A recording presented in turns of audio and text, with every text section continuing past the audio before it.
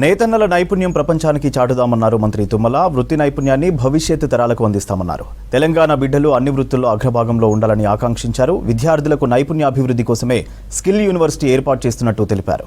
నేతన్నల భద్రత, రుణమాఫీపై సీఎంతో చర్చించి పరిష్కరిస్తామన్నారు. సీఎం రేవంత్కు నేతన్న, రైతన్నల మద్దతు కావాలని కోరారు. ప్రజల మనస్సులో ఉన్నది తెలుసుకుని సీఎం వ్యవహరిస్తారని చెప్పారు మంత్రి తుమ్మల. రైతన్న, నేతన్న అత్యంత ప్రాధాన్యతతోటి ఆయన పరిపాలన కొనసాగించాలని, ఎన్ని కష్టాలు వచ్చినా, ఎన్ని నష్టాలు వచ్చినా, ఎన్ని ఇబ్బందులు వచ్చినా మనం వాళ్ళిద్దరినే కాపాడుకోవాలి. వాళ్ళిద్దరి ద్వారానే తెలంగాణలో కాంగ్రెస్ ప్రభుత్వం నెలకొల్పబడింది. వాళ్ళ కష్టం, వాళ్ళ శ్రమ, వాళ్ళ యొక్క సృజనాత్మక శక్తి ఈ ప్రపంచ దేశాలకి అందరికీ అన్నం పెట్టేటటువంటి రైతన్న, అందరి గౌరవాన్ని కాపాడగలిగేటటువంటి నేతన్నల్ని మనం కాపాడుకోవాలి. వాళ్ళకి ఏం కావాలో మీరు ఆలోచించి చెప్పండి. తాత్కాలికమైనటువంటి మెరమెచ్చులు కాదు. ఈ ప్రపంచీకరణలో భాగంగానే మన చేనేతకు సంబంధించినటువంటి అనేక సమస్యలకి మూల కారణం టెక్నాలజీ.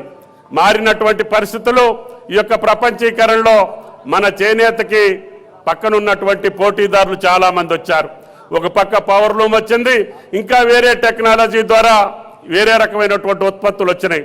మన దానికి బదలాయింపుగా మన పేరు చెప్పుకొని అమ్ముకునేటటువంటి సంస్థలు, వ్యవస్థలు కూడా వచ్చినాయి. మన యొక్క నేతన్నల యొక్క ట్రేడ్ మార్క్ ప్రత్యేకంగా ఉండాలి. దానికి మార్గంగా మేము తప్పకుండా దాన్ని గుర్తించి రాష్ట్ర ప్రభుత్వ పరంగా మీకు ఏ రకమైనటువంటి సాయం చేయాలో కేంద్ర ప్రభుత్వంతో కూడా సంప్రదించి ఆ రకంగా మేము దానికి చర్యలు తీసుకొని మీకు ప్రత్యేక గుర్తింపునిస్తామని చెప్పి కూడా మీకు ఈ సందర్భంగా మనం చేస్తున్నాం. మన తెలంగాణ బిడ్డలు అన్ని వృత్తుల్లో కూడా నైపుణ్యంలో అగ్రభాగాన్ని ఉండాలి. ఏ వృత్తిలో కావాలన్నా ఆ పిల్లలు తెలంగాణ నుంచే ఉద్భవించాలి. దానికి నేను స్కిల్ యూనివర్సిటీ పెడుతున్నానని చెప్పి కొద్ది రోజుల క్రితం ఆయన శంకుస్థాపన చేశాడు. అందులో భాగంగానే మన IIHTని కూడా అక్కడే స్థాపించి మీకు పర్మనెంట్ బిల్డింగ్ తోటి పాటు ప్రత్యేకంగా ఈ IIHT నేతన్నల పిల్లలకి భవిష్యత్తులో తిరుగులేదనిపించేటట్టుగా ఇన్స్టిట్యూషన్ తయారు చేయాలనేది ఆయన కోరిక అని చెప్పి మీకు ఈ సందర్భంగా మనం